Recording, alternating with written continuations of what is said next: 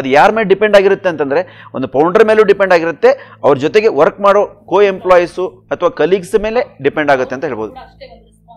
S, us contribution more ಇರುತ್ತೆ madam ಅವ್ರದ್ದು. ನಾವು ಜಸ್ಟ್ ಡೈರೆಕ್ಷನ್ ಕೊಡ್ತೀವಿ ಅಷ್ಟೇ, ಬಟ್ ಅಲ್ಲಿ ಆ್ಯಕ್ಟ್ ಆಗಬೇಕಾಗಿರೋದು ಅವ್ರ ಕಡೆಯಿಂದಾನೆ. ಆ ಆ್ಯಕ್ಷನ್ನೇ ಮುಂದೆ ಇಂಪ್ಯಾಕ್ಟ್ ಆಗುತ್ತೆ ಮೇಡಮ್.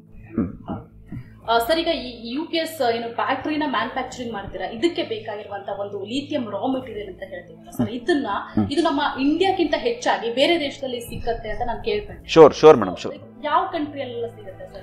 ಮೇಡಮ್ ತೈವಾನಲ್ಲಿ ಸಿಗುತ್ತೆ, ಆಸ್ಟ್ರೇಲಿಯಾದಲ್ಲಿ ಸಿಗುತ್ತೆ. ಮೇಜರ್ ನಮಗೆ ತೈವಾನಿಂದ ಮತ್ತು ಚೀನಾದಿಂದ ಇಂಪೋರ್ಟ್ ಆಗುತ್ತೆ ಮಟೀರಿಯಲ್ ಇದು.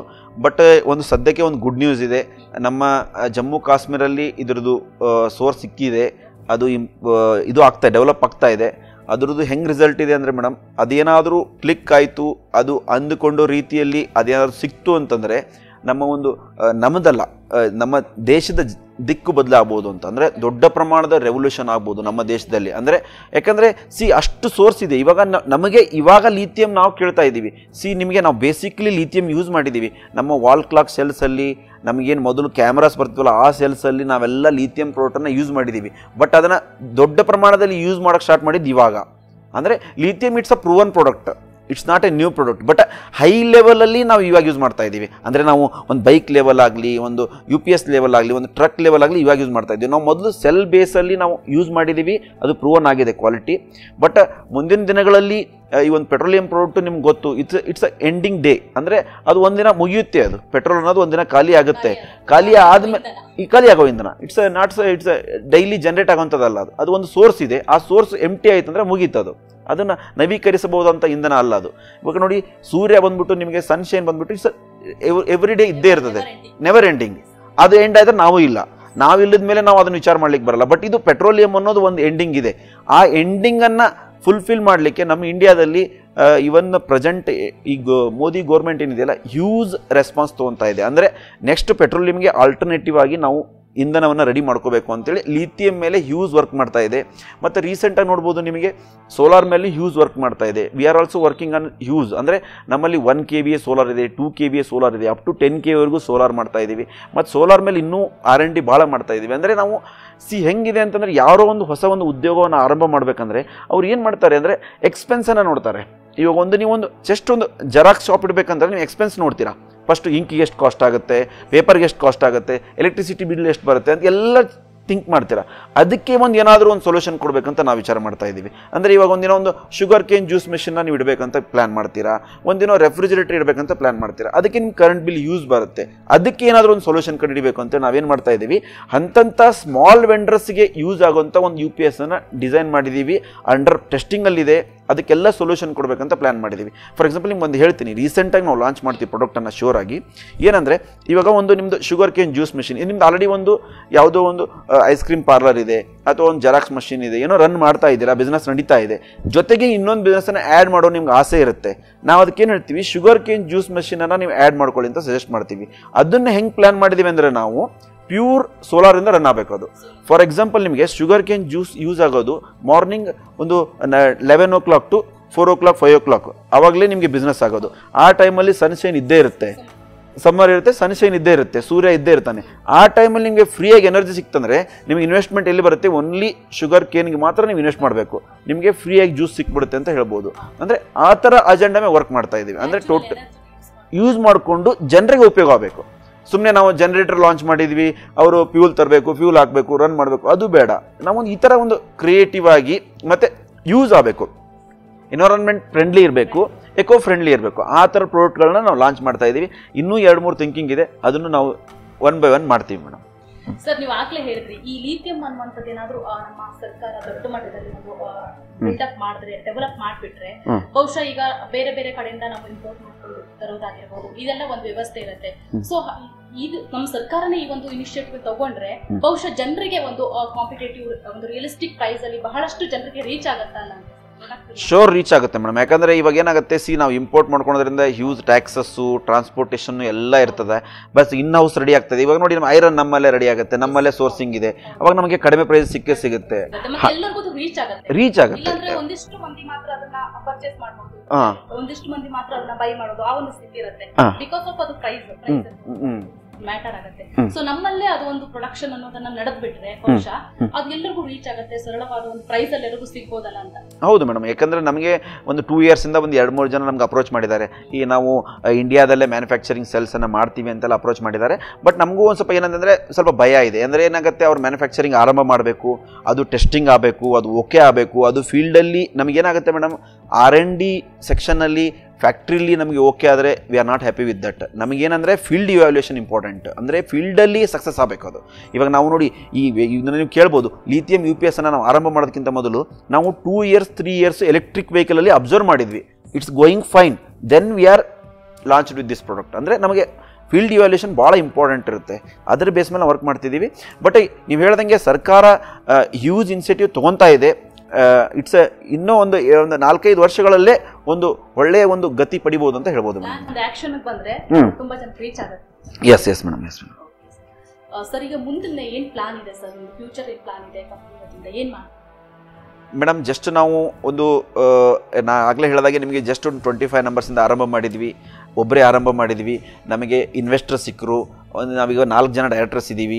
4 ಜನ ಡೈರೆಕ್ಟರಾಗಿ ಈ ಕಂಪ್ನಿ ರನ್ ಮಾಡ್ತಾ ಇದ್ದೀವಿ. ಒಂದು ಸಪೋರ್ಟ್ ಚೆನ್ನಾಗಿ ಸಿಗ್ತಾ ಇದೆ.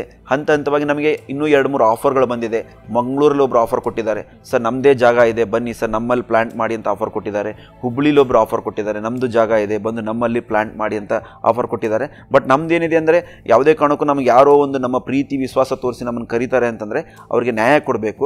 ಅದಕ್ಕೆ ನಮ್ಮದು ಇಲ್ಲಿ ಫುಲ್ ಎಸ್ಟಾಬ್ಲಿಷ್ ಆಗಬೇಕು. ಫುಲ್ ಎಸ್ಟಾಬ್ಲಿಷ್ ಆಗಿ ಇಲ್ಲಿ ಪ್ರಾಪರಾಗಿ ಸೆಟಪ್ ಆದಮೇಲೆ ನೆಕ್ಸ್ಟ್ ನಾವು ಬೇರೆ ಬೇರೆ ಕಡೆ ಮ್ಯಾನುಫ್ಯಾಕ್ಚರಿಂಗ್ ಯೂನಿಟ್ಸನ್ನು ಹಾಕಬೇಕು. ನೀವು ಆಗಲೇ ಕೇಳಿದಾಗೆ ಎಂಪ್ಲಾಯ್ಮೆಂಟ್ ಅಂದರೆ ನಮ್ಮದು ಮೇನ್ ಅಜೆಂಡಾ ರೂರಲ್ ಎಂಪ್ಲಾಯ್ಮೆಂಟ್ ಮಾಡಬೇಕನ್ನೋ ಅಜೆಂಡಾ ಇದೆ. ಅಂದರೆ ಔಟ್ ಆಫ್ ದಿ ಬೆಂಗಳೂರು ನಾವು ಪ್ಲಾಂಟ್ ಅನ್ನ ಮಾಡ್ಬಿಟ್ಟು ತಂದು ಬೆಂಗಳೂರಲ್ಲೇ ಬೆಂಗಳೂರನ್ನೇ ಒಂದು ಇಂಡಸ್ಟ್ರಿಯಲ್ ಹಬ್ ಮಾಡಿದ್ದಾರೆ. ಸಾಕಷ್ಟು ಈಗ ಗ್ರಾಮೀಣ ಭಾಗದಲ್ಲಿ ಉದ್ಯೋಗ ಸಿಗ್ತಾ ಇಲ್ಲ, ಅವರೆಲ್ಲ ಹುಡ್ಕೊಂಡು ಇಲ್ಲೇ ಬರ್ಬೇಕಾಗುತ್ತೆ. ಸೊ ಯಾರಾದ್ರೂ ಇಂಡಸ್ಟ್ರಿಯಲಿಸ್ಟ್ ಈ ಒಂದು ರೀತಿ ಒಂದು ಪ್ಲಾನ್ ಮಾಡಿದ್ರೆ ಹಳ್ಳಿಯಲ್ಲಿ ಹೋಗಿ ಮಾಡುವಂತದ್ದು ಇರ್ಬೋದು. ಬಟ್ ಅದಕ್ಕೆ ಬೇಕಾಗತ್ತೆ ಇನ್ವೆಸ್ಟ್ಮೆಂಟ್, ಬೇರೆ ಬೇರೆ ಪ್ಲಾನ್ ಇದೆ ಮೇಡಮ್. ಅದೇ ಎಲ್ಲೋ ಒಂದ್ ಕಡೆ ಅದನ್ನ ಆ ದಿಸೆಯಲ್ಲಿ ವಿಚಾರ ಮಾಡ್ತಾ ಇದ್ದೀವಿ ಮೇಡಮ್. ನಾವು ಅಂದರೆ ಔಟ್ ಆಫ್ ದಿ ಬೆಂಗಳೂರನ್ನು ನಾವು ಪ್ಲಾಂಟ್ ಅನ್ನ ಮಾಡಬೇಕು ಅಂತೆಲ್ಲ ವಿಚಾರ ಮಾಡ್ತಾ ಇದ್ದೀವಿ. ಸರ್, ಈಗ ಸಾಕಷ್ಟು ಅಂದ್ರೆ ಎಲ್ಲಾ ಒಂದು ಇಂಡಸ್ಟ್ರಿ ತಗೊಂಡು ಒಂದಿಷ್ಟು ಸವಾಲ್ಗಳಾಗಿರ್ಬೋದು, ಅವ್ರದೇ ಆದಂತಹ ಒಂದಿಷ್ಟು ಸವಾಲ್ಗಳನ್ನ ಎದುರಿಸಿರ್ತಾರೆ. ಸೊ ನಿಮ್ಗೆ ನಿಮ್ಮ ಬಿಸ್ನೆಸ್ ಆಗಿರ್ಬೋದು, ವೈಯಕ್ತಿಕ ಲೈಫ್ ಅಲ್ಲಿ ಯಾವ್ದಾದ್ರು ಸವಾಲ್ಗಳು ಎದುರಿಸಿರುವಂತದ್ದು ಬಿಸ್ನೆಸ್ ಅಲ್ಲಿ ಯಾವ್ದಾದ್ರು ಘಟನೆ ಪರ್ಟಿಕ್ಯುಲರ್ ಇದೆ? ಬಹಳ ಘಟನೆಗಳಿದೆ ಮೇಡಮ್. ಅಂದ್ರೆ ನನಗೆ ಜಸ್ಟ್ ಇವಾಗ ಏಜು 39 ಏಜ್ಗೆ ನನಗೊಂದು 70 to 80 ಏಜ್ಗೆ ಏನು ಪೇನ್ಗಳು ಬರಬೇಕು, ಏನು ಹ್ಯಾಪಿನೆಸ್ ಬರಬೇಕು ಎಲ್ಲ ಅನುಭವಿಸಿದ್ದೀನಿ ಅಂತ ಹೇಳ್ಬೋದು. ಅಂದರೆ ಅದು ಲೈಫ್ ಅದು ಒಂಥರ ನಮಗೆ ಕಷ್ಟ ಸುಖ ಅನ್ನೋದು ನಮಗೆ ಅದು 2 ಫೇಸ್ ಇದ್ದೇ ಇರ್ತದೆ. ಅದನ್ನು ನಾವು ಹೆಂಗೆ ತೊಗೊತೀವಿ ಅದ್ರ ಮೇಲೆ ಹೋಗುತ್ತೆ. ಈ still we are also facing problems ಇದೆ, ಹ್ಯಾಪಿನೆಸ್ಸು ಇದೆ. ಅದು ಯಾವಾಗಲೂ ಸಮಾನವಾಗಿ ಬರ್ತಾ ಇರುತ್ತೆ, ಅದನ್ನು ನಾವು ಫೇಸ್ ಮಾಡ್ಕೊಂಡು ಹೋಗಬೇಕು. ಬಟ್ ಏನಾಗುತ್ತೆ, ಏನೋ ಒಂದು ಮಾಡುವಾಗ ನಮಗೆ ಸ್ಟಾರ್ಟಿಂಗ್ ಒಂದು ಭಯ ಅನ್ನೋದಿರುತ್ತೆ. ಮುಂದೆ ಹೋದ್ಮೇಲೆ ಅದಕ್ಕೆ ಮತ್ತೆ ಬೇರೆ ಬೇರೆ ರೂಪ ಪಟ್ಕೊಳುತ್ತೆ, ಅದು ಜೋಶ್ ಬರುತ್ತೆ, ಅದು ಆಗುತ್ತೆ. ಬಟ್ ಏನೋ ಮನುಷ್ಯನಿಗೆ ಏನಂದರೆ ಏನಾದರೂ ಒಂದು ನೆಕ್ಸ್ಟ್ ಲೆವೆಲ್ ಹೋಗ್ಬೇಕಂದಾಗ ಸರ್ಟನ್ ರಿಸ್ಕ್ ಇದ್ದೇ ಇರುತ್ತೆ. ಬಟ್ ನಾವು ರಿಸ್ಕ್ ತೊಗೊತಾ ಇದ್ದೀವಿ. ಬಟ್ ಅದಕ್ಕೆಲ್ಲದಕ್ಕೂ ಸಾಥ್ ಅಂದರೆ ಮೇಲೆ ದೇವನೊಬ್ಬನಿದ್ದಾನೆ, ಅವ್ನು ಸಾಥ್ ಕೊಡ್ತಾನೆ, ಆ ಶಕ್ತಿ ಕೊಡ್ಬೇಕು ದೇವರು, ಅವಾಗ ನಾವು ಮುಂದುವರಿಬಹುದು ಅಂತ ಹೇಳ್ಬೋದು. ಬಿಸ್ನೆಸ್ ಅಲ್ಲಿ ಯಾವಾಗಾದ್ರೂ ಆಗಿದೆಯಾ ಒಂದು ಚಾಲೆಂಜಿಂಗ್ ಘಟನೆ? ಆಗಿದೆ ಮೇಡಮ್, ಆಗಿದೆ. ಇದು ಮುಂದುವರ್ಸಕ್ಕೆ ಆಗಲ್ಲ, ತುಂಬಾ ಕಷ್ಟ. ಇಟ್ಸ್ ಟೋಟಲಿ ಆಗಿದೆ. ನಮ್ಗೆ ಏನಂದ್ರೆ ನಮ್ಗೆ ಎಕ್ಸಾಕ್ಟ್ ಉದಾಹರಣೆ ಹೇಳ್ಬೇಕಂದ್ರೆ, ನಮಗೆ ಹುಬ್ಳಿಲಿ ನಾವು ಬಿಸ್ನೆಸ್ ಮಾಡುವಾಗ ನಮಗೆ ಒಬ್ಬನು 15 ಲಕ್ಷ ಫ್ರಾಡ್ ಮಾಡ್ತಾನೆ. ನಾವು 2 ವರ್ಷಗಳ ಕಾಲ ಪೊಲೀಸ್ ಸ್ಟೇಷನ್ ಮೆಟ್ಲನ್ನು ಅಲೆದಾಡ್ತೀವಿ. ಬಟ್ ಪೊಲೀಸರಿಂದ ಯಾವುದೇ ನಮಗೆ ಸಪೋರ್ಟ್ ಸಿಗಲ್ಲ. ನಾವು ಮೀಡಿಯಾದಲ್ಲಿ ಹೋಗ್ಬಿಟ್ಟು ಫೈಟ್ ಮಾಡ್ತೀವಿ, ಕಮಿಷನರ್ ಎಗೇನೆಸ್ಟ್ ಫೈಟ್ ಮಾಡ್ತೀವಿ, ಯಾವುದೇ ಕಾರಣಕ್ಕೂ ಸಪೋರ್ಟ್ ಸಿಗಲ್ಲ. ಆ 15 ಲಕ್ಷ ಮುಳುಗಿ ಹೋಯಿತು, ಇನ್ನೂವರೆಗೂ ಬಂದಿಲ್ಲ ಅದು. ಬಟ್ ಅದು ಒಂಥರ ರೀಬಾರ್ನ್ ಅಂತ ಹೇಳ್ಬೋದು ನಮಗೆ. ಅಂದರೆ ನಮಗೆ ಹೊಸ ಜೀವನ ಕೊಡ್ತು ಅಂತ ಹೇಳ್ಬೋದು. ಅಂದರೆ ಒಂದು ನಮಗೆ ನಾವೇನು 10 ವರ್ಷ 15 ವರ್ಷ ನಾವು ಏನು ಸಂಪಾದನೆ ಮಾಡಿದ್ದೆಲ್ಲ ಶೂನ್ಯ ಆಗಿ ಮತ್ತೆ 0 ಇಂದ ಮತ್ತೆ ಹೀರೋ ಆಗಬೇಕಂದ್ರೆ ಭಾಳ ಡಿಫಿಕಲ್ಟು. ಯಾಕಂದರೆ ಮನುಷ್ಯನಿಗೆ ಏನಾಗುತ್ತಂದರೆ ಒಂದು ಡೌನ್ ಲೆವೆಲ್ ಇದ್ದಂದರೆ ನೆಮ್ಮದಿಯಾಗಿ ಬದುಕಿಬಿಡ್ತಾನೆ. ಡೌನ್ ಲೆವೆಲಿಂದ ಅಪ್ ಲೆವೆಲ್ ಹೋಗಿ ಮತ್ತೆ ಡೌನ್ ಲೆವೆಲ್ ಬಂದಂದರೆ ಇಟ್ಸ್ ಭಾಳ ಕಷ್ಟ ಆಗುತ್ತೆ. ಯಾಕಂದರೆ ಅದೇನೋ ಅದು ಮನುಷ್ಯನ ಗುಣ ಅದು. ಯಾಕಂದರೆ ಒಂದು ಲೆವೆಲ್ ರೀಚ್ ಆದ್ಮೇಲೆ ಈಗ ನಿಮಗೆ ಇವಾಗ ಒಂದು ಉದಾಹರಣೆ ಹೇಳ್ಬೇಕಂದ್ರೆ, ನಿಮಗೆ ಗುಡಿಸಲಲ್ಲಿದ್ದವನು ಬಿಲ್ಡಿಂಗ್ ಹೋಗಿ ಏನೋ ಜೀವನ ಮಾಡ್ಬೋದು. ಬಟ್ ಬಿಲ್ಡಿಂಗ್ ಹೋದ್ಮೇಲೆ ರಿಟರ್ನ್ ಅವ್ನು ಗುಡಿಸ್ಲಿಕ್ಕೆ ಬರ್ಬೇಕಂದ್ರೆ ಭಾಳ ಕಷ್ಟ ಆಗುತ್ತೆ, ಅಸಾಧ್ಯ. ಅಂದರೆ ಅವನಿಗೆ ಹೆವಿ ಪೇನ್ ಆಗುತ್ತೆ. ಯಾಕಂದರೆ ಆ ಲೈಫ್ ಹಂಗಿರುತ್ತೆ ಅದು. ಬಟ್ ಅದನ್ನು ಅನುಭವಿಸಿದ್ದೀವಿ, ಬಟ್ ಓವರ್ಕಮ್ ಆಗಿದ್ದೀವಿ, ಇನ್ನೂ ಆಗಬೇಕು. ಬಟ್ ನಮ್ಮ ಕನ್ನಡಿಗರು ಒಳ್ಳೆ ಸಪೋರ್ಟ್ ಮಾಡ್ತಾ ಇದ್ದಾರೆ. ಇನ್ನೂ ನಾವು ನಿರೀಕ್ಷೆಯಲ್ಲಿ ಇದ್ದೀವಿ ಅಂತ ಹೇಳ್ಬೋದು. ಅಂದರೆ ಇನ್ನೂ ನಾವು ನಿರೀಕ್ಷೆ ಮಾಡ್ತೀವಿ. ಅಂದರೆ ನಮಗೆ ಏನಪ್ಪ ಅಂತಂದರೆ ನಾವು ಪ್ರತಿಯೊಂದು ತಾಲೂಕಿಗೆ ಪ್ರತಿಯೊಂದು ಡಿಸ್ಟಿಕ್ಕಿಗೂ ನಾವು ಫ್ರಾಂಚೈಸಿಗಳನ್ನ ಅಪಾಯಿಂಟ್ ಮಾಡಬೇಕಂತ ಏನು ಅಜೆಂಡಾ ಇಟ್ಕೊಂಡಿವಲ್ಲ, ಅದಕ್ಕೆ ನಮಗೆ ಸಹಕಾರ ಮಾಡಿ ಅಂತ ಈ ಮೂಲಕ ಕೇಳ್ಕೊತೀನಿ ನಾನು. ಸರ್, ನಿಮ್ಮ ಫ್ಯಾಮಿಲಿ ಬಗ್ಗೆ ಹೇಳ್ಬೋದಂತ, ತಂದೆ ತಾಯಿ ಆಗಿರ್ಬೋದು, ಸರ್ ನಮ್ಮ ತಂದೆಯವರು ಬೇಸಿಕ್ಲಿ ಬಿಸ್ನೆಸ್ಸಿಂದ ಬಂದವರು, ಅಂದರೆ ಒಂದು ಕಿರಾಣಿ ಶಾಪ್ ಇಟ್ಕೊಂಡು ಬಿಸ್ನೆಸ್ ಮಾಡ್ಕೊಂಡು ಬಂದವರು. ಎಸ್, ಅಲ್ಲಿಂದ ಆರಂಭ. ಅಂದರೆ ನಾವು ಮೊದಲು ಕೇಬಲ್ ಬಿಸ್ನೆಸ್ಸು ನಮ್ಮದು ಮೇನ್. ಆ್ಯಕ್ಚುಲಿ ನಾವು ಮೊದಲು ಉದಯ ಟಿ ವಿ, ಚಂದನ ಟಿ ವಿನ ಮೊದಲು ನಮ್ಮ ಊರಿಗೆ ಪರಿಚಯ ಮಾಡೋಂಥ ವ್ಯಕ್ತಿಗಳು. ಅದರಲ್ಲಿ ಭಾಳ ಆಸಕ್ತಿ ಇತ್ತು ನನಗೆ. ನಮ್ಮ ತಾಯಿಯವರು ಹೌಸ್ ವೈಫು. ಇವಾಗ ನನ್ನ ಆಫ್ಟರ್ ಮ್ಯಾರೇಜ್ ಲೈಫ್ ಅಂದರೆ ನಮ್ಮ ಶ್ರೀಮತಿಯವರು ಪ್ರೈಮರಿ ಸ್ಕೂಲ್ ಟೀಚರು. ನಮ್ಮ ಒಂದು ಏನೋ ಏಳು ಬೀಳು ಇದ್ರೂ ಅವ್ರು ಯಾವಾಗಲೂ ನಮ್ಮ ಜೊತೆಗಿರ್ತಾರೆ. ನಮ್ಮ ನಿರೀಕ್ಷೆ ಇಲ್ಲ, ಯಾಕಂದರೆ ನಾವು ಅರ್ನ್ ಮಾಡಿ ಮನೆ ನಡೆಸಬೇಕು ಅನ್ನೋ ಒಂದು ಇದು ಇಲ್ಲ, ಪರಿಸ್ಥಿತಿ ಇಲ್ಲ. ಯಾಕಂದರೆ ನಮ್ಮ ಶ್ರೀಮತಿಯವರು ಜಾಬ್ ಹೋಲ್ಡರ್ ಇರೋದ್ರಿಂದ ಅವ್ರ ಮನೆ ನಡೆಸ್ಕೊಂಡು ಹೋಗ್ತಾರೆ.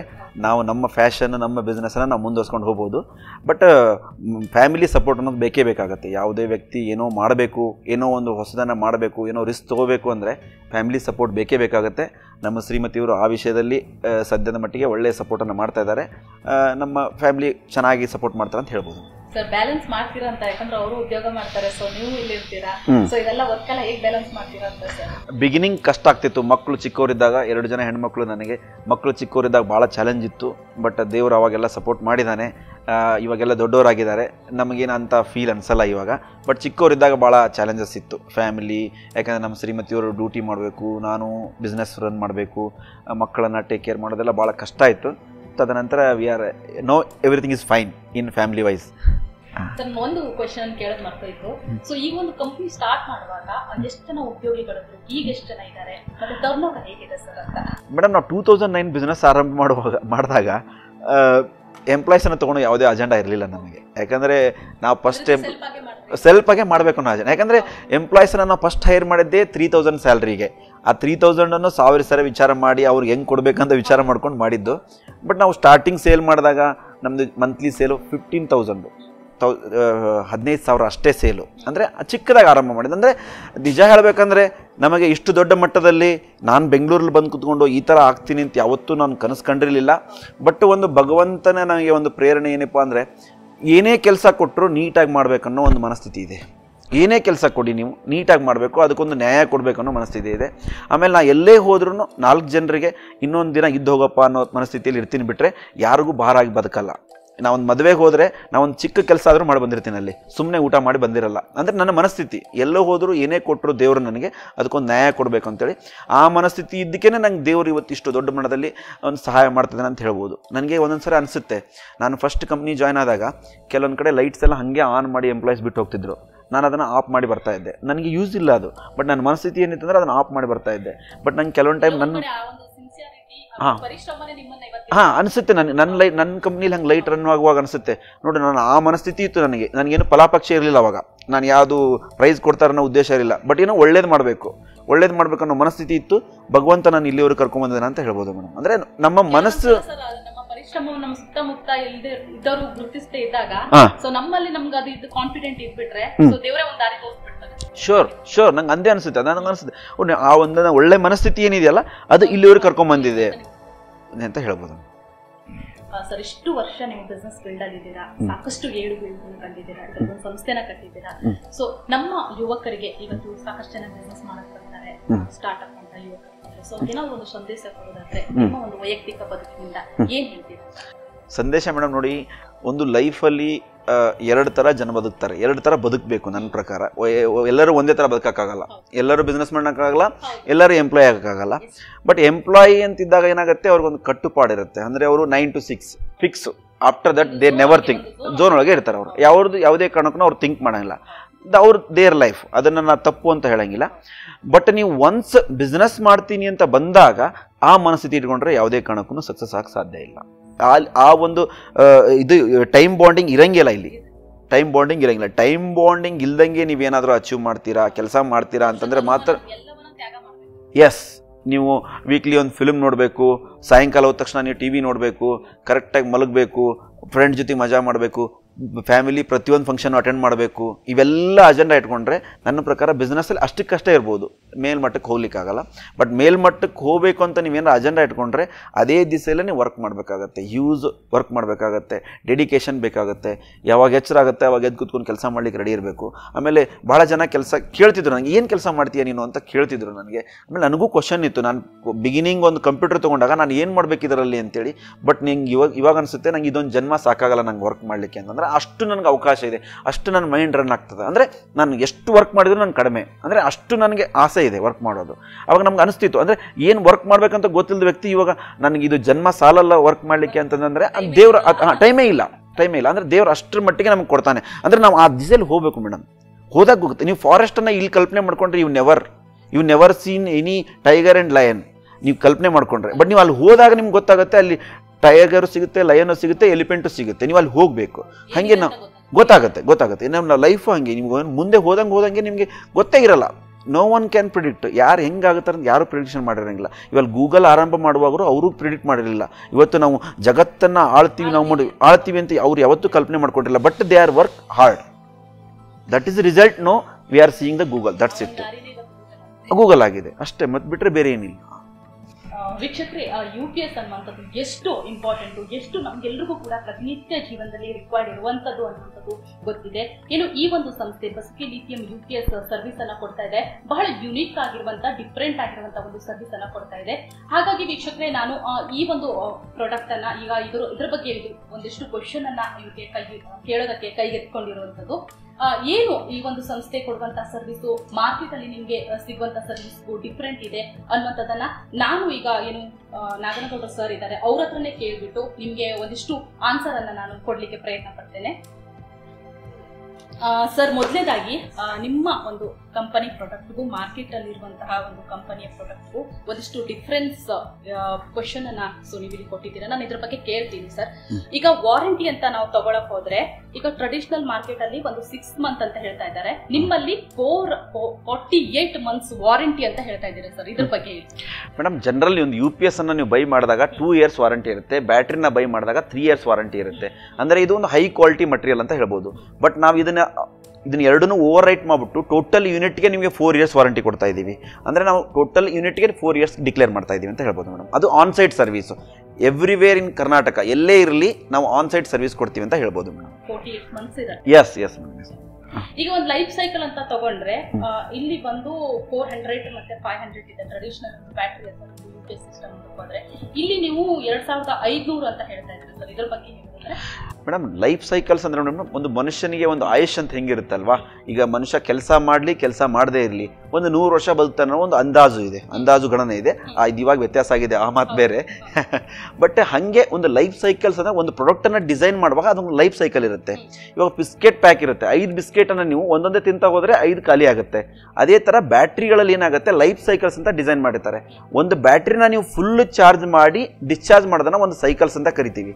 ಫಾರ್ ಎಕ್ಸಾಂಪಲ್, ನೀವು ಫುಲ್ ಡೇ ನಿಮ್ಮ ಮೊಬೈಲ್ ಅನ್ನ ಯೂಸ್ ಮಾಡಿದಿರಿ, ನೈಟ್ ಚಾರ್ಜಿಂಗ್ ಇಡ್ತಿರಲ್ಲ, ದಟ್ಸ್ 1 ಸೈಕಲ್. ಅಂದ್ರೆ ಬ್ಯಾಟ್ರಿನ ಫುಲ್ ಚಾರ್ಜ್ ಮಾಡಿದ್ರಿ, ಚಾರ್ಜ್ ಮಾಡಿದ್ರಿ, ದಟ್ಸ್ ಕಾಲ್ಡ್ 1 ಸೈಕಲ್. ಆ ತರ ಸೈಕಲ್ಸು ನಿಮಗೆ ಟ್ರೆಡಿಷನಲ್ ಬ್ಯಾಟ್ರಿಗಳಂತ ಕರಿತೀವಿ ನಾವು. ಅಂದರೆ ಮೊದಲೇನು ಟೆಕ್ನಾಲಜಿ ಇತ್ತಲ್ಲ ಆ ಬ್ಯಾಟ್ರಿಗಳಲ್ಲಿ ಮ್ಯಾಕ್ಸಿಮಮ್ ಟೆಕ್ನಾಲಜಿ ಇರೋದೇ 500 ಲೈಫ್ ಸೈಕಲ್ಸ್. ಅದಕ್ಕಿಂತ ಮೇಲೆ ಡಿಸೈನ್ ಮಾಡ್ಲಿಕ್ಕೆ ಆಗಲ್ಲ. ದಟ್ಸ್ ಟೆಕ್ನಾಲಜಿ ಇರೋದೇ ಅದು. ಯಾಕಂದರೆ ಅದು ಮೊದಲು ಶ್ರೇಷ್ಠ ಇತ್ತು. ಇವಾಗ ಇದು ಬಂದಿದೆ ಅಂತ ನಾವು ಅದು ಶ್ರೇಷ್ಠ ಅಲ್ಲ ಅಂತ ಹೇಳೋಕ್ಕಾಗಲ್ಲ. ಅವತ್ತಿನ ದಿನಕ್ಕೆ ಅದು ಶ್ರೇಷ್ಠ ಇತ್ತು. ಬಟ್ ನಮ್ದರಲ್ಲಿ ಏನಾಗುತ್ತೆ, 2500 ಲೈಫ್ ಸೈಕಲ್ಸ್ ಇದೆ. ಈಗ ಫಾರ್ ಎಕ್ಸಾಂಪಲ್, ನಿಮಗೆ ಎವ್ರಿಡೇ ಪವರ್ ಕಟ್ ಆಗಿದೆ, ಎವ್ರಿಡೇ ನಿಮ್ಮ ಮನೇಲಿ ಒಂದ್ಸರಿ ಯೂಸ್ ಮಾಡಿರಿ ಅಂತ ನೀವು ಕನ್ಸಿಡರ್ ಮಾಡಿದಾಗೂ 2500 ಸೈಕಲ್ಸನ್ನು ನೀವು ಯೂಸ್ ಮಾಡಲಿಕ್ಕೆ 7 ರಿಂದ 8 ವರ್ಷ ಬೇಕು. ಎವ್ರಿಡೇ ಪವರ್ ಕಟ್ ಆಗಿದೆ ಅಂತ ಕನ್ಸಿಡರ್ ಮಾಡಿದಾಗ. But everyday power cut all over Karnataka, all over India ಎಲ್ಲೂ ಆಗಲ್ಲ. ಅವಾಗ ನಾವೇನು ಹೇಳ್ತೀವಿ, ಧೈರ್ಯವಾಗಿ 8 ರಿಂದ 10 ವರ್ಷ ಬ್ಯಾಟ್ರಿ ಲೈಫ್ ಬರುತ್ತೆ ಅಂತ ಹೇಳ್ತೀವಿ.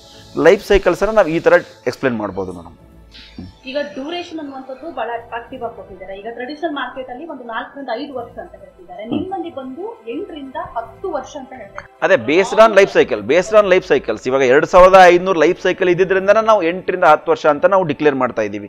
ಅಲ್ಲಿ 400 to 500 ಲೈಫ್ ಸೈಕಲ್ಸ್ ಇರೋದ್ರಿಂದ ಅವ್ರು 2 ರಿಂದ 3 ವರ್ಷ ಮಾತ್ರ ಡಿಕ್ಲೇರ್ ಮಾಡ್ತಿದ್ದಾರೆ. ಅಷ್ಟೇ ಲೈಫ್ ಬರುತ್ತೆ. ನಿಮ್ಗೆ ಗೊತ್ತಿರುತ್ತೆ, ಪ್ರತಿಯೊಬ್ಬರಿಗೂ ಗೊತ್ತಿರುತ್ತೆ. ಟ್ಯೂಬ್ಲರ್ ಬ್ಯಾಟ್ರಿಗಳನ್ನ, ಟ್ರೆಡಿಷನಲ್ ಬ್ಯಾಟ್ರಿಗಳನ್ನ ಹಾಕಿದ್ರು 3 ವರ್ಷ 4 ವರ್ಷ, ಹಬ್ಬ ಅಂದ್ರೆ 5 ವರ್ಷ ಜಾಸ್ತಿ ಬಂದಿರುತ್ತೆ. ಬಟ್ ಅವ್ರ ಯೂಸೇಜ್ ಕಡಿಮೆ ಇರುತ್ತೆ, ಅದಕ್ಕೋಸ್ಕರ ಲೈಫ್ ಜಾಸ್ತಿ ಬಂದಿರುತ್ತೆ.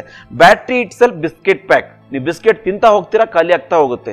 ಇದೇ ಡಿಸೈನ್ ಅದು ಬಂದ್ಬಿಟ್ರೆ ನಿಮಗೆ ನೀವು ಫಾರ್ ಎಕ್ಸಾಂಪಲ್ ಟಿವಿ ತೊಗೊಂತೀರಾ ಅಥವಾ ಕಂಪ್ಯೂಟರ್ ತೊಗೊಂತೀರಾ, ಕಂಪ್ಯೂಟರ್ ಟಿವಿ ಬಂದ್ಬಿಟ್ಟು ಎಲೆಕ್ಟ್ರಾನಿಕ್ ಡಿವೈಸ್, ಇದಕ್ಕೆ ಲೈಫನ್ನು ನಾವು ಹೇಳಲಿಕ್ಕಾಗಲ್ಲ. ಅದು ಒಂದು ದಿನಕ್ಕೆ ಕೆಡಬಹುದು, 10 ವರ್ಷ ಬರ್ಬೋದು, ಅದು ಹೇಳಲಿಕ್ಕಾಗಲ್ಲ. ಅದು ಸ್ಪ್ಯಾನ್ ಆಫ್ ಲೈಫನ್ನು ಡಿಸೈಡ್ ಮಾಡೋಕ್ಕಾಗಲ್ಲ. ಬಟ್ ಬ್ಯಾಟ್ರಿ ಅಂತ ಪ್ರಾಡಕ್ಟನ್ನು ನೀವು ಫಿಕ್ಸ್ ಲೈಫ್ ಇರುತ್ತೆ, ಅದಕ್ಕೆ ನಾವು ಫಿಕ್ಸ್ ಲೈಫನ್ನು ಅದಕ್ಕೆ ಡಿಸೈನ್ ಮಾಡಿರ್ತೀವಿ.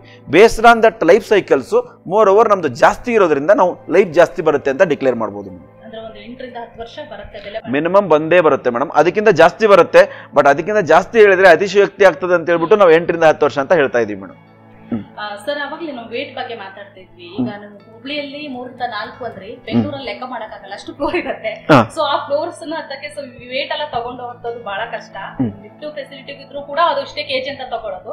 ಹಂಗ್ ನೋಡಕ್ ಹೋದ್ರೆ ಈಗ ಟ್ರೆಡಿಷನಲ್ ಮಾರ್ಕೆಟ್ ಅಲ್ಲಿ ಒಂದು 50 ರಿಂದ 60 ಕೆಜಿ ಅಂತ ಹೇಳ್ತಿದ್ದಾರೆ. ಸೊ ನಿಮ್ಮಲ್ಲಿ ಮಿನಿಮಮ್ ಅಂದ್ರೆ 22 ಕೆಜಿ ಇದೆ. ಎಸ್ ಅಂದ್ರೆ ಮೇಡಮ್ ನೋಡಿ, ಒಂದು UPS ಬ್ಯಾಟ್ರಿ ಅಂದ್ರೆ ನಿಮ್ಗೆ ಗೊತ್ತು, ದೊಡ್ಡದಾಗಿರುತ್ತೆ, ಬಾಕ್ಸ್ ಇರುತ್ತೆ, ಬ್ಯಾಟ್ರಿ ಇರುತ್ತೆ, UPS ಇರುತ್ತೆ. ಅದನ್ನ ಎತ್ಕೊಂಡು ಹೋಗ್ಲಿಕ್ಕೆ ಮಿನಿಮಮ್ 2 ಜನ ಬೇಕು. ಅದನ್ನ ಒಂದ್ ಕಡೆಯಿಂದ ಮತ್ತೊಂದ್ ಕಡೆ ಜರುಗಿಸ್ಲಿಕ್ಕೆ ಆಗಲ್ಲ. ಆಮೇಲೆ ಆ ಏರಿಯಾ ಪೂರ್ತಿ ಗಲೀಜ್ ಆಗ್ಬಿಟ್ಟಿರುತ್ತೆ. ಲೇಡೀಸ್ ಅದನ್ನ ಟಚ್ ಮಾಡಲ್ಲ, ಕ್ಲೀನ್ ಮಾಡಲ್ಲ, ಯಾಕಂದ್ರೆ ಕರೆಂಟ್ ಇದೆ ಅನ್ನೋ ಭಯಕ್ಕೆ ಧೂಳು ಕುಂತಿರುತ್ತೆ. 2x2 ಪ್ಲೇಸು ಫುಲ್ಲು ಡೆಡ್ ಆಗಿರುತ್ತೆ. ಆಮೇಲೆ ಅದು ಏನಾಗಿರುತ್ತೆ, ಹಾಲಲ್ಲಿ ಇದ್ರೆ ನಿಮ್ಗೆ ಆ ಜಾಗ ಅಸಹ್ಯವಾಗಿ ಕಾಣ್ತಾ ಇರುತ್ತೆ. ಇದನ್ನೆಲ್ಲ ವಾಶ್ಔಟ್ ಮಾಡಬೇಕು, ಇದನ್ನೆಲ್ಲ ಅವಾಯ್ಡ್ ಮಾಡಬೇಕು ಅನ್ನೋ ಉದ್ದೇಶಕ್ಕೆ ನಾವೇನು ಮಾಡಿದ್ದೀವಿ, ವಾಲ್ ಮೌಂಟ್ ಡಿಸೈನ್ ಮಾಡಿದ್ದೀವಿ. ಅದನ್ನು ನಿಮಗೆ ಟೋಟಲಿ ಫಿಟ್ ಆ್ಯಂಡ್ ಫಾರ್ಗೆಟ್ ಇರುತ್ತೆ, ಇಲ್ಲಿ ಯಾವುದು ಮೇಂಟೆನೆನ್ಸ್ ಇರೋಂಗಿಲ್ಲ. ಆಮೇಲೆ ಇದು ಸ್ಲೀಕ್ ಆಗಿರುತ್ತೆ. ನಿಮಗೆ 70 ರಿಂದ 80 ಕೆಜಿ ಜಾಗದಲ್ಲಿ ನಾವು ನಿಮಗೆ 22 ಕೆಜಿ ಮಾಡಿದ್ದೀವಿ. ಅಂದರೆ ಆಲ್ಮೋಸ್ಟ್ ನಿಮಗೆ 50 ಕೆಜಿ ವೇಟ್ ಕಡಿಮೆ ಮಾಡಿದ್ದೀವಿ ಅಂತ ಹೇಳ್ಬೋದು. ಅಂದರೆ ಟೋಟಲಿ ಸ್ಮಾರ್ಟ್ ಆಗಿ ಪೋರ್ಟೇಬಲ್ ಡಿಸೈನ್ ಮಾಡಿದ್ದೀವಿ. ಒಂದು ಪ್ಲೇಸಿಂದ ಮತ್ತೊಂದು ಪ್ಲೇಸ್ಗೆ ನೀವು ಇದನ್ನು ಈಸಿಲಿ ಒಯ್ಬೋದು. ಯಾಕಂದರೆ ಜಸ್ಟ್ 22 ಕಿಲೋ ವೇಟ್ ಇದೆ ಅಂದರೆ ನೀವು ಈಸಿಲಿ ಒಯ್ಬೋದು. ನಮಗೆ ರೀಸೆಂಟಾಗಿ ಒಬ್ರು ಹೇಳ್ತಾ ಇದ್ರು, ಸರ್ ನಮಗೆ ಗಣಪತಿ ಫಂಕ್ಷನ್ ಮಾಡ್ತಾ ಇದ್ದೀವಿ ಸರ್ ನಮ್ಮ ಅಪಾರ್ಟ್ಮೆಂಟಲ್ಲಿ, ಪವರ್ ಕಟ್ ಹೋಗ್ಬಿಟ್ಟು ಇಮಿಡಿಯೇಟ್ ಪವರ್ ಕಟ್ ಆಗ್ಬಿಡ್ತು. ನಾವು ಇಮಿಡಿಯೇಟ್ UPS ಅನ್ನು ಅಲ್ಲಿ ಕ್ಯಾರಿ ಮಾಡ್ಕೊಂಡು ತೊಗೊಂಡು ಹೋಗಿ ನಮ್ಮ DJ ಸಿಸ್ಟಮನ್ನು ಮತ್ತು ಲೈಟ್ ಸಿಸ್ಟಮನ್ನು ರನ್ ಮಾಡಿದ್ವಿ ಅಂತ ಹೇಳಿದರು. ಆಮೇಲೆ ಕೆಲವರು ಆಕ್ಸಿಜನ್ ಮಷಿನ್ಗೆ ತೊಗೊಂಡು ಹೋಗ್ತಾರೆ. ಇವಾಗ ಮನೆಗೆ ಪೇಷಂಟ್ ಇರ್ತದೆ, ಆಕ್ಸಿಜನ್ ಮಷಿನ್ ತೊಗೊಂತಾರೆ, ಎಮರ್ಜೆನ್ಸಿ ಬಂದ್ಬಿಡುತ್ತೆ, ಎಲ್ಲೋ ಹೊರಗಡೆ ಹೋಗಬೇಕು, ಅವ್ರು ಕಾರಲ್ಲಿ ಹೋಗಬೇಕು, ಆಕ್ಸಿಜನ್ ಮಿಷನ್ ರನ್ ಆಗಲ್ಲ. ಆ ಟೈಮಲ್ಲಿ ನಮ್ಮ UPS ಅನ್ನ ಜೊತೆಗೆ ಇಟ್ಕೊಂಡು ಆಕ್ಸಿಜನ್ ಮಿಷನ್ ರನ್ ಮಾಡ್ಕೊಂಡು ಹೋಗ್ತಾರೆ. ಈ ಆಂಬುಲೆನ್ಸ್ಗೋಸ್ಕರ ವೇಟ್ ಮಾಡೋಕ್ಕಾಗಲ್ಲ ಕೆಲವೊಂದು ಟೈಮಲ್ಲಿ ಅಂತ ಹೇಳ್ಬಿಟ್ಟು ಆ ಥರ ಯೂಸ್ ಆಗಿದೆ. ಆಮೇಲೆ ಕೆಲವರು ಪಾರ್ಟಿಗೆ ಹೋಗ್ತಾರೆ, ಎಲ್ಲೋ ಅಲ್ಲಿ ಸೌಂಡ್ ಸಿಸ್ಟಮ್ ಬೇಕಾಗಿರುತ್ತೆ, ಲೈಟ್ ಬೇಕಾಗಿರುತ್ತೆ. ಆವಾಗ ನಿಮ್ಮ ಕಾರ್ ಡಿಕ್ಕಿಲಿ ಇದನ್ನ ಹಾಕೊಂಡು ಹೋಗ್ಬಿಟ್ಟು ನೀವು ಅಲ್ಲಿ ಪಾರ್ಟಿನ ಎಂಜಾಯ್ ಮಾಡ್ಬೋದು. ಕೆಲವೊಂದು ಟೈಮ್ ನೈಟು ಟೆರೆಸ್ ಮೇಲೆ ಪಾರ್ಟಿ ಮಾಡ್ತಿರ್ತಾರೆ, ಅಥವಾ ಟೆರೆಸ್ ಮೇಲೆ ಏನೋ ಒಂದು ಚಿಕ್ಕ ಇವೆಂಟ್ ಮಾಡ್ತಿರ್ತಾರೆ, ಅಲ್ಲಿ ಲೈಟ್ ಬೇಕಾಗಿರುತ್ತೆ, ಅಲ್ಲಿ ಸೌಂಡ್ಸ್ ಬೇಕಾಗಿರುತ್ತೆ. ಅಲ್ಲಿ ನೀವು ಇದನ್ನು ಈಸಿಲಿ ಕ್ಯಾರಿ ಮಾಡ್ಕೊಂಡು ಹೋಗಿ ನೀವು ರನ್ ಮಾಡ್ಬೋದು. ಅಂದರೆ ನಾವು ಟೋಟಲಿ ಪೋರ್ಟೇಬಲ್ ಡಿಸೈನ್ ಮಾಡಿದ್ದೀವಿ ಇದನ್ನ ಅಂತ ಹೇಳ್ಬೋದು. ಆಮೇಲೆ ಭಾಳ ಈಸಿ. ಮತ್ತು ಫುಡ್ ಟ್ರಕ್ಗಳಲ್ಲಿ ರನ್ ಆಗ್ತಾ ಇದೆ ನಮಗೆ, ಯೂಸ್ ಫುಡ್ ಟ್ರಕ್ ಸೇಲ್ ಆಗ್ತದೆ. ಪಾನಿಪುರಿ ಸೇಲ್ ಮಾಡೋರು ಅಥವಾ ಇವು ಗೋಬಿ ಮಂಚೂರಿ ಸೇಲ್ ಮಾಡೋರು ಅವರೆಲ್ಲ ನಿಮಗೆ ಚಿಕ್ಕ ಬ್ಯಾಟ್ರಿ ಹಾಕ್ಕೊಂಡು ಪದೇ ಪದೇ ಚಾರ್ಜ್ ಮಾಡೋದು, ಫೇಲ್ ಆಗೋದು, ಅದೆಲ್ಲ ಒದ್ದಾಟಗಳು ಬೇಡ ಅಂತ ಹೇಳ್ಬಿಟ್ಟು ಇದು UPS ಹಾಕೊಂಡ್ಬಿಟ್ರೆ ಅವರಿಗೆ 2-3 ದಿನ ರನ್ ಆಗುತ್ತೆ. 2-3 ದಿನ ಆದಮೇಲೆ ಅವರಿಗೆ ಚಾರ್ಜಿಂಗ್ ಆಗೋದು. ಯಾಕಂದರೆ ಅವರಿಗೆ 1 ಲೈಟ್ 2 ಲೈಟ್ ಮಾತ್ರ ರನ್ ಮಾಡ್ತಿರ್ತಾರೆ. ಅವರಿಗೆ 2-3 ದಿನಕ್ಕೆ ಬ್ಯಾಕಪ್ ಸಫಿಷಿಯೆಂಟ್ ಆಗುತ್ತೆ. ತದನಂತರ 4ನೇ ದಿನ ಅವರು ಚಾರ್ಜ್ ಮಾಡೋದ್ರ ಬಗ್ಗೆ ವಿಚಾರ ಮಾಡಬೇಕು. ಆ ಥರ ಎಲ್ಲ ಹೆಲ್ಪ್ ಆಗ್ತಾ ಇದೆ ಅಂತ ಹೇಳ್ಬೋದು ನಮಗೆ. ಈಗ ಮೇಂಟೆನೆನ್ಸ್ ಅಂತ ಬಂದ್ರೆ ಸರ್ ಅದು ಕಂಪಲ್ಸರಿ ಅಂತ ಇದೆ ಟ್ರೆಡಿಷನಲ್ ಮಾರ್ಕೆಟ್ ಅಲ್ಲಿ. ಸೊ ನಿಮ್ಮಲ್ಲಿ 0 ಬೇಡ ಅಂತ ಹೇಳ್ತಾರೆ ಮೇಡಮ್. ಒಂದು ಜನರಿಗೆ ಕನ್ಫ್ಯೂಷನ್ ಇದೆ, ಮೇಂಟೆನೆನ್ಸ್ ಬೇರೆ ಇರ್ತದೆ, ಸರ್ವಿಸ್ ಬೇರೆ ಇರ್ತದೆ. ನಮ್ಮ ಪ್ರಾಡಕ್ಟ್ ಅಲ್ಲಿ ಸರ್ವಿಸ್ ಇರ್ತದೆ. ಒಳ್ಳೆ ಒಂದು ಕ್ವಶನ್. ಓಕೆ, ಸರ್ವಿಸ್ ಇರ್ತದೆ, ಮೇಂಟೆನೆನ್ಸ್ ಇರಂಗಿಲ್ಲ. ಭಾಳ ಜನಕ್ಕೆ ಏನಂತಾರೆ, ಏನೋ ಪ್ರಾಬ್ಲಮ್ ಆಗ್ಬಿಡುತ್ತೆ, ಎಲೆಕ್ಟ್ರಾನಿಕ್ ಡಿವೈಸ್ ಏನೋ ಪ್ರಾಬ್ಲಮ್ ಆಯಿತು, ಏನ್ರಿ 0 ಮೇಂಟೆನೆನ್ಸ್ ಅಂತೀರಾ, ಇವಾಗ ಪ್ರಾಬ್ಲಮ್ ಬಂತು ಅಂದ್ರೆ ಪ್ರಾಬ್ಲಮ್ ಬರಂಗಿಲ್ಲ ಅಂತ ನಾವು ಹೇಳ್ತಾ ಇಲ್ಲ, ಕ್ಷಮೆ ಇರಲಿ. ಸರ್ವಿಸ್ ಇರ್ತದೆ, ಆದರೆ ಮೇಂಟೆನೆನ್ಸ್ ಇರಂಗಿಲ್ಲ. ಪ್ರತಿಯೊಂದು ಇವಾಗ ನೀವು ಒಂದು ಕಾರ್ ತೊಗೊಂತೀರಾ, ಒಂದು ಬೈಕ್ ತೊಗೊಂತೀರಾ, ಬೈಕಲ್ಲಿ ನಿಮ್ಗೆ ಏನಂತಾರೆ ಅವರು, ಫ್ರೀಕ್ವೆಂಟ್ ಆಗಿ ನೀವು ಆಯಿಲ್ ಚೇಂಜ್ ಮಾಡಿಸ್ಬೇಕು ಅಂತ ಹೇಳ್ತಾರೆ. That's a maintenance. ಸರ್ವಿಸ್ ಅಂದರೆ ನಿಮ್ಗೆ ಏನೋ ಪಂಚರ್ ಆಗುತ್ತೆ, ದಟ್ಸ್ ಅ ಸರ್ವಿಸ್. ರಿಪೇರಿ ಬರುತ್ತೆ, ದಟ್ಸ್ ಅ ಸರ್ವಿಸ್. ಸರ್ವಿಸ್ಗೂ ಮೇಂಟೆನೆನ್ಸ್ಗೂ ಭಾಳ ವ್ಯತ್ಯಾಸ ಇದೆ. ನಮ್ಮ ಪ್ರಾಡಕ್ಟ್ ಅಲ್ಲಿ 0 ಮೇಂಟೆನೆನ್ಸ್ ಇರುತ್ತೆ, ಮೇಂಟೆನೆನ್ಸ್ ಯಾವುದೂ ಇರಂಗಿಲ್ಲ. ಆಮೇಲೆ ಇಲ್ಲಿ ನಿಮಗೆ ಸರ್ವಿಸ್, ಇದು ಎಲೆಕ್ಟ್ರಾನಿಕ್ ಡಿವೈಸ್ ಆದ್ರಿಂದ ಇಲ್ಲಿ ಸಾವಿರಾರು ಕಾಂಪೊನೆಂಟ್ಗಳು ವರ್ಕ್ ಮಾಡ್ತಾ ಇರ್ತವೆ. ಯಾವುದೋ ಒಂದು ಕಾಂಪೊನೆಂಟ್ ವರ್ಕ್ ಆಗಿಲ್ಲ ಅಂತಂದ್ರೆ ಇಶ್ಯೂ ಬರೋ ಸಾಧ್ಯತೆ ಇರುತ್ತೆ. ಅದಕ್ಕೆ ನಾವು ಆನ್ಸೈಟ್ ಸರ್ವಿಸ್ ಕೊಡ್ತೀವಿ, ಮತ್ತೆ 4 years ನಾವು ಆನ್ಸೈಟ್ ವಾರಂಟಿ ಕೊಡ್ತೀವಿ, ಫ್ರೀ ಆಫ್ ಕಾಸ್ಟ್ ಅಲ್ಲಿ ಸರ್ವಿಸ್ ಕೊಡ್ತೀವಿ ಅಂತ ಹೇಳ್ಬೋದು. ಸರ್ ಈ ಒಂದು ಇಂಪಾರ್ಟೆಂಟ್ ಕ್ವೆಶ್ಚನ್ ನೋಡ್ತಾ ಇದ್ದೀನಿ, ಇನ್ಸ್ಟಾಲೇಷನ್ ಅಂದ್ರೆ ಇಲ್ಲಿ ಎಕ್ಸ್ಪರ್ಟ್ ಎಲ್ಲ ರಿಕ್ವೈರ್ಡ್ ಆಗಬೇಕು ಅಂತ ಟ್ರೆಡಿಷನಲ್ ಮಾರ್ಕೆಟಿಂಗ್ ಹೇಳ್ತಾ ಇದ್ದಾರೆ. ಸೊ ನಿಮ್ದ್ರಲ್ಲಿ ಒಂದು ಪ್ಲಗ್ ಮತ್ತೆ ಒಂದು ಪ್ಲೇ ಇದ್ರೆ ನಾವು ಹಾಕೊಳ್ಬಹುದು ಅಂತ ಹೇಳ್ತಿದ್ದಾರೆ. ಸರ್ ಇದ್ರ ಬಗ್ಗೆ ಮೇಡಮ್ ನೋಡಿ, ಇವಾಗ ಒಂದು UPS ಅಂದರೆ ಬ್ಯಾಟ್ರಿ ಅಂತಂದರೆ ದೊಡ್ಡದಾಗಿರುತ್ತೆ, ಅದನ್ನು ಕನೆಕ್ಷನ್ ಮಾಡಲಿಕ್ಕೆ ಸ್ಪಾರ್ಕ್ ಬರುತ್ತೆ, 2 ಜನ ಬೇಕಾಗುತ್ತೆ, ಅದು ಮನೆಯವರಿಗೆ ಐಡಿಯಾ ಇರಲ್ಲ, ಬರ್ತಾರೆ, ಐಡಿಯಾ ಇರಲ್ಲ. ಅದರದೊಂದು ಯುನಿಕ್ ಇದು ಡಿಸೈನೇ ಬೇರೆ ಅದರದ್ದು, ಅಂದರೆ ಅದಕ್ಕೆ ಒಂದು ಎಕ್ಸ್ಪರ್ಟ್ ಬೇಕೇ ಬೇಕು ಅಂತೇಳಿ. ಬಟ್ ನಮ್ದು ಹೆಂಗಂದ್ರೆ ಒಂದು ಎಕ್ಸ್ಟೆನ್ಷನ್ ಬಾಕ್ಸ್ ಅನ್ಕೊಳ್ಳಿ, ನೀವು ಎಕ್ಸ್ಟೆನ್ಷನ್ ಬಾಕ್ಸ್ ಥರ ನಾವು ಡಿಸೈನ್ ಮಾಡಿದ್ದೀವಿ. ಜಸ್ಟ್ ಇನ್ಪುಟ್ ಹಾಕಿ ಔಟ್ಪುಟ್ ತಗೊಳ್ಳಿ, ನೀವು ಯಾವ ಥರ ಯೂಸ್ ಮಾಡ್ಕೊಳ್ಳಿ ಆ ಥರ ನಾವು ಡಿಸೈನ್ ಮಾಡಿದ್ದೀವಿ. Just plug and play device. ಅಂದ್ರೆ ನಾವೇ ಅದನ್ನ ಹಾಕೊಳ್ಬಹುದು. ಎಸ್, ಜಸ್ಟ್ ಇನ್ಸ್ಟಾಲ್ ಮಾಡೋದಷ್ಟೇ madam. Just plug and play, easy ಇರುತ್ತೆ ಮೇಡಮ್, ಸಿಂಪಲ್ ಆಗಿರುತ್ತೆ. ಮತ್ತೆ ಬೇರೆ ಏನು ಬೇಡ, ಎಕ್ಸ್ಪರ್ಟ್ ಯಾರು ಬೇಡ, ಅವಶ್ಯಕತೆ ಇಲ್ಲ ಮೇಡಮ್, ಅವಶ್ಯಕತೆ ಇಲ್ಲ.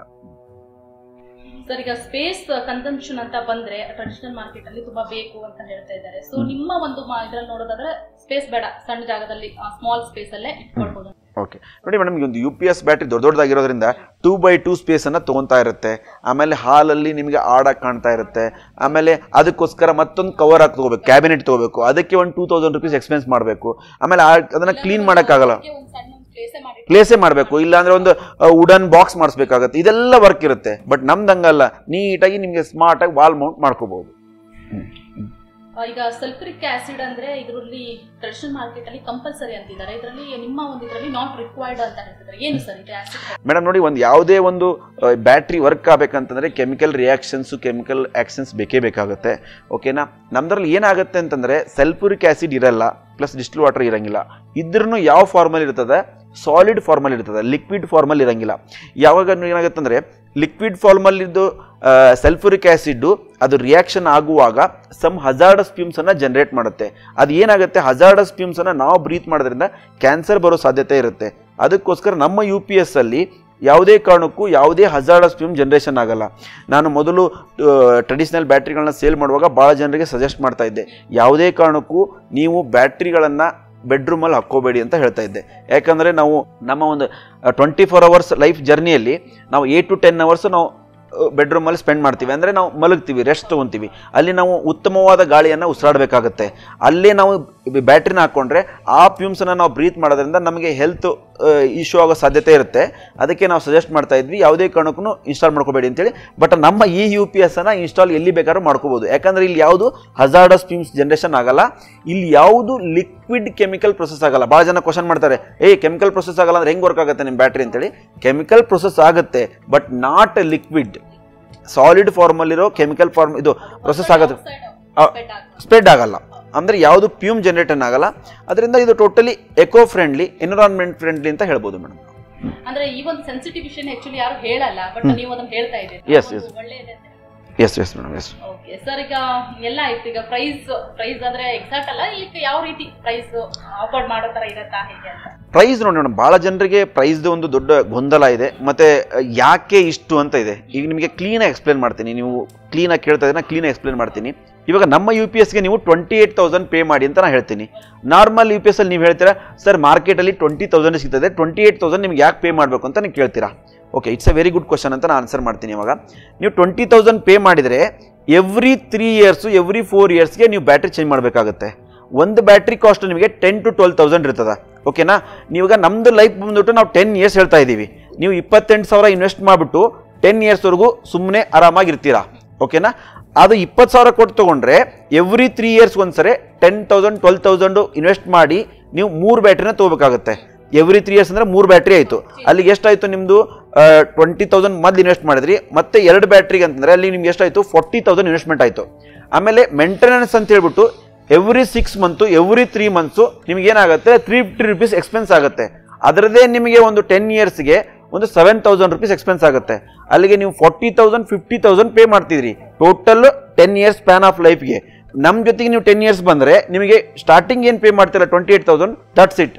ಆಮೇಲೆ ಯಾವುದು ನೀವು ಮೇಂಟೆನೆನ್ಸ್ಗೋಸ್ಕರ ಪೇ ಮಾಡೋಂಥದ್ದಿರಲ್ಲ, ಬ್ಯಾಟ್ರಿಗೋಸ್ಕರ ಇನ್ವೆಸ್ಟ್ ಮಾಡೋದಿರಂಗಿಲ್ಲ. ಆಮೇಲೆ ಇನ್ನೂ ಒಂದು ಗೊತ್ತು ನಿಮಗೆ, ಲೆಡ್ ಆಸಿಡ್ ಬ್ಯಾಟ್ರಿಗಳಲ್ಲಿ ಏನಾಗುತ್ತೆ ಅಂದರೆ ಯೂಸ್ ಆ್ಯಂಡ್ ಥ್ರೋ ಟೆಕ್ನಾಲಜಿ ಇದೆ. ಇವಾಗ ಯಾವುದೇ ಕಾರಣಕ್ಕೂ ರಿಪೇರಿ ಮಾಡೋಕ್ಕೆ ಬರಲ್ಲ. ಬಟ್ ನಮ್ಮ ಒಂದು ಲಿಥಿಯಂ ಬ್ಯಾಟ್ರಿಗಳಲ್ಲಿ ಏನಾಗುತ್ತೆ ಅಂದರೆ ರಿಪೇರೇಬಲ್ ಟೆಕ್ನಾಲಜಿ ಇದೆ. ಅಂದರೆ ಇಂಡಿವಿಜುವಲ್ ಸೆಲ್ಸನ್ನು ನಾವು ಅಸೆಂಬಲ್ ಮಾಡಿ ಪ್ರಾಡಕ್ಟ್ ರೆಡಿ ಮಾಡಿರ್ತೀವಿ. ಫ್ಯೂಚರಲ್ಲಿ ಏನಾದರೂ ನಮಗೆ ಒಂದು 4-5 ಸೆಲ್ ಫೇಲರ್ ಆಯಿತು ಅಥವಾ 4-5 ಸೆಲ್ ವೀಕ್ ಆದವು ಅಂದರೆ ಆ ಸೆಲ್ಸನ್ನು ರಿಪ್ಲೇಸ್ ಮಾಡಿಬಿಟ್ಟು ನಾವು ಮತ್ತೆ ಬೇರೆ ಸೆಲ್ಸನ್ನು ಹಾಕ್ಬಿಟ್ಟು ಈ ಬ್ಯಾಟ್ರಿನ ರೆಡಿ ಮಾಡ್ಬೋದು. ಅಂದರೆ it's 1 second it's become repairable device, not replacement or not use and throw device. Market availability ಹೇಗಿದೆ ಸರ್? ಯಾವ ರೀತಿ ಮೇಡಮ್, ನಾವು ಆಲ್ ಓವರ್ ಕರ್ನಾಟಕ ನಮ್ಮ ಫ್ರಾಂಚೈಸಿಗಳು ಆಪರೇಟ್ ಮಾಡ್ತಾ ಇದ್ದಾರೆ. 70 to 80 ಬ್ರಾಂಚಸ್ ಇದೆ. Every district corner, every taluk corner ನಾವು ರೀಚ್ ಆಗಿದೆ ಅಂತ ಹೇಳ್ಬೋದು. ಫಾರ್ ಎಕ್ಸಾಂಪಲ್, ನೀವು ಯಾವುದೋ ತಾಲೂಕಲ್ಲಿ ಕೇಳ್ತೀರಾ, ಅಲ್ಲಿ ನಮ್ದು ಇಲ್ಲ ಅಂತಂದರೆ ನಿಯರೆಸ್ಟ್ ಬ್ರಾಂಚಸ್ಸಿಗೆ ನಾವು ರೆಫರ್ ಮಾಡ್ತೀವಿ. ನಮ್ಮದು 9:30 to 6 o'clockವರೆಗೂ ಹೆಲ್ಪ್ಲೈನ್ ವರ್ಕಿಂಗ್ ಇರ್ತದೆ. ನೀವು ಅದನ್ನು ಕರೆ ಮಾಡಿ ನೀವು ಏನಾದರೂ ಮಾಹಿತಿ ತೊಗೋಬೋದು. ನಿಯರೆಸ್ಟ್ ಫ್ರಾಂಚೈಸಿ ಯಾರಿದ್ದಾರೆ, ನಾವು ಎಲ್ಲಿ ಬೈ ಮಾಡ್ಬೋದು ಅಂತ ಮಾಹಿತಿ ತೊಗೋಬೋದು. ಇಲ್ಲಪ್ಪ ನಿಮಗೆ ನಂಗೆ ಕರೆ ಮಾಡೋಕ್ಕಾಗಲ್ಲ ಅಂತಂದರೆ ನಮ್ಮ ಹೆಲ್ಪ್ಲೈನಲ್ಲಿ ವಾಟ್ಸಪ್ ಆಪ್ಷನ್ ಇದೆ. ವಾಟ್ಸಪ್ ಚಾಟ್ ಮುಖಾಂತರ ನೀವು ನಿಮಗೆ ಬೇಕಾದಂಥ ಮಾಹಿತಿಯನ್ನು ತೊಗೋಬೋದು. ನಮ್ದು ಇನ್ನೊಂದು ಫೆಸಿಲಿಟಿ ಏನಿದೆ ಅಂದರೆ ವಾಟ್ಸಪ್ ಆಟೋಮೇಷನ್ ಇದೆ. ನೀವು 24/7 ಎನಿ ಟೈಮ್ ನೀವು ವಾಟ್ಸಪ್ಪಲ್ಲಿ ಜಸ್ಟ್ ಹಾಯ್ ಅಂತ ಕಳಿಸಿದರೆ ನಮ್ಮ ಪ್ರಾಡಕ್ಟ್ದು ಸಂಪೂರ್ಣ ಮಾಹಿತಿ ನಿಮಗೆ ನಿಮ್ಮ ಒಂದು ಇನ್ಬಾಕ್ಸಿಗೆ ಬರುತ್ತೆ ಅಂತ ಹೇಳ್ಬೋದು. ಮತ್ತು ನೀವು ಆಟೋ ರಿಪ್ಲೈ ಇರೋದ್ರಿಂದ ನೀವು ಏನೇ ಕ್ವಶನ್ಸ್ ಕೇಳಿದರೂ ಇಮಿಡಿಯೇಟ್ ನಿಮ್ಗೆ ಆನ್ಸರ್ ಬರ್ತಾ ಇರುತ್ತೆ. ಅಂದರೆ ಯಾವುದೇ ಮ್ಯಾನ್ ಪವರ್ ರಿಕ್ವೈರ್ಮೆಂಟ್ ಇಲ್ಲ. ವೆಬ್ಸೈಟ್ ಇದೆ, 2 ವೆಬ್ಸೈಟ್ ಇದೆ. ನಮ್ಮದು batteryking.in ಅಂತ ವೆಬ್ಸೈಟ್ ಇದೆ, basuki.com ಅಂತ ವೆಬ್ಸೈಟ್ ಇದೆ. 2 ವೆಬ್ಸೈಟ್ ಇದೆ. ವೆಬ್ಸೈಟ್ ಮುಖಾಂತರ ಹೋಗ್ಬಿಟ್ಟು ನೀವು ಡೈರೆಕ್ಟಾಗಿ ಬೈ ಮಾಡ್ಬೋದು. ಅಲ್ಲಿ ಈಸಿ EMI ಫೆಸಿಲಿಟಿ ಇದೆ. ನಿಮ್ದು ಯಾವುದೋ ಕ್ರೆಡಿಟ್ ಕಾರ್ಡ್ ಇತ್ತು ಅಂದರೆ ನೀವು EMI ಫೆಸಿಲಿಟಿ ಮಾಡ್ಕೋಬೋದು. ಅಥವಾ ನಿಮ್ಮ ಹತ್ರ ಬಜಾಜ್ ಕಾರ್ಡ್ ಇತ್ತಂದರೆ ಅಲ್ಲಿ ನೀವು EMI ಫೆಸಿಲಿಟಿ ಮಾಡ್ಕೋಬೋದು. ಸರ್, ಇಷ್ಟೊತ್ತು ಕಾರ್ಯಕ್ರಮದಲ್ಲಿ ನಮ್ಮ ಜೊತೆ ಇದು ಸಾಕಷ್ಟು ಮಾಹಿತಿಯನ್ನ ಹಂಚಿಕೊಂಡ್ರಿ. ಹಾಗೆ ನಿಮಗೆ UPS ಬಗ್ಗೆ ಅಷ್ಟು ಮಾಹಿತಿ ಇರಲಿಲ್ಲ, ನಮ್ಗೆಲ್ರಿಗೂ ಕೂಡ UPS ಬಗ್ಗೆ ಮಾಹಿತಿ ಕೊಟ್ಟಿದ್ರಿ. ಸೊ ನಿಮ್ಮ ಒಂದು ಸಂಸ್ಥೆ ದೊಡ್ಡ ಮಟ್ಟದಲ್ಲಿ ಬೆಳೀಲಿ, ನೀವು ಹಳ್ಳಿಗರಿಗೆ ಅಂದ್ರೆ ರೂರಲ್ಗೆ ಕೆಲಸ ಕೊಡಬೇಕು ಅಂತಿದ್ದೀರಾ, ಆದಷ್ಟು ಜನರಿಗೆ ನಿಮ್ಮಿಂದ ಕೆಲಸ ಸಿಗಲಿ, ನಿಮ್ಮ ಸಂಸ್ಥೆ ದೊಡ್ಡದಾಗಿ ಬೆಳೀಲಿ ಅಂತ ಕಾರ್ಯಕ್ರಮಕ್ಕೆ ಬಂದಿದ್ದಕ್ಕೆ thank you so much sir. Thank you so much. ನಮಸ್ತೆ ನನ್ನೆಲ್ಲ ಭಾರತೀಯ ಬಾಂಧವರೇ. ಬಸುಕಿ ಲಿಥಿಯಂ UPS ಅನ್ನೋದು ಕನ್ನಡಿಗರು ಕಟ್ಟಿ ಬೆಳೆಸಿದಂಥ ಕಂಪನಿ, ಭಾರತೀಯರು ಕಟ್ಟಿ ಬೆಳೆಸಿದಂಥ ಕಂಪನಿ. ಈ ಕಂಪನಿ ಇವತ್ತು ಈ ಪೊಸಿಷನ್ಗಿದೆ ಅಂದರೆ ಅದಕ್ಕೆಲ್ಲ ಕಾರಣ ನೀವೇ. ಇದು ನಿಮ್ಮದೇ ಕಂಪನಿ, ನೀವೇ ಕಟ್ಟಿ ಬೆಳೆಸಿದ್ದೀರಾ. ಇದನ್ನು ಇನ್ನೂ ಹೆಚ್ಚಿನ ಮಟ್ಟದಲ್ಲಿ ಬೆಳೆಸಲಿಕ್ಕೆ ಒಂದು ಸಹಕಾರ ಶಕ್ತಿಯನ್ನು ಕೊಡಬೇಕು. ಯಾವತ್ತಿದ್ರೂ ನಿಮ್ಮ ಸಹಕಾರವನ್ನು ನಿರೀಕ್ಷೆ ಮಾಡ್ತಿರುತ್ತೇನೆ. Thank you so much. Thank you. ವೀಕ್ಷಕರೇ, ಇದಿಷ್ಟು ಏನು ನಾಗನಗೌಡ ಪಾಟೀಲ್ ಅವರ ಮಾತಾಡಿದ್ದು. ಹುಬ್ಳಿ ಅಂತ ಒಂದು ಗ್ರಾಮೀಣ ಪ್ರದೇಶದಿಂದ ಬಂದು ಇವತ್ತು ಬೆಂಗಳೂರಲ್ಲಿ ದೊಡ್ಡ ಸಾಧನೆ ಮಾಡಿ UPS ಸಂಸ್ಥೆಯನ್ನ ಕಟ್ಟಿ ಸಾಕಷ್ಟು ಜನರಿಗೆ ಕೆಲಸ ಕೊಟ್ಟಿದ್ದಾರೆ. ಹಾಗೆ ಒಂದು ಉತ್ತಮವಾದ ಸರ್ವಿಸ್ ಅನ್ನ ಕೊಡ್ತಾ ಇದ್ದಾರೆ. ಈ ಒಂದು ಸಂಸ್ಥೆ ಬಗ್ಗೆ ನಾನು ಸಾಕಷ್ಟು ಮಾಹಿತಿಯನ್ನು ನಿಮಗೆ ಕೊಟ್ಟಿದ್ದೀನಿ. ಈ ಒಂದು ಸರ್ವಿಸ್ ನಿಮಗೆ ಇಷ್ಟ ಆದರೆ ಇವರ ವೆಬ್ಸೈಟ್ಗೆ ಭೇಟಿಯನ್ನು ಕೊಟ್ಟು ನೀವು ಮಾಹಿತಿಯನ್ನ ಪಡ್ಕೊಳ್ಬಹುದು. ಹಾಗೆ ಈ ಪ್ರಾಡಕ್ಟ್ ಅನ್ನು ಖರೀದಿ ಮಾಡಬಹುದು. ಈ ಒಂದು ಎಪಿಸೋಡ್ ನಿಮಗೆ ಇಷ್ಟ ಆಗಿದೆ ಅಂತ ಭಾವಿಸ್ತಾ ಮುಂದಿನ ಸಂಚಿಕೆಯಲ್ಲಿ ಮತ್ತೊಬ್ಬ ಸಾಧಕ ವ್ಯಕ್ತಿಯೊಂದಿಗೆ ನಾನು ಇರ್ತೀನಿ. ಅಲ್ಲಿವರೆಗೂ ನಮಸ್ಕಾರ. Like, comment, and subscribe.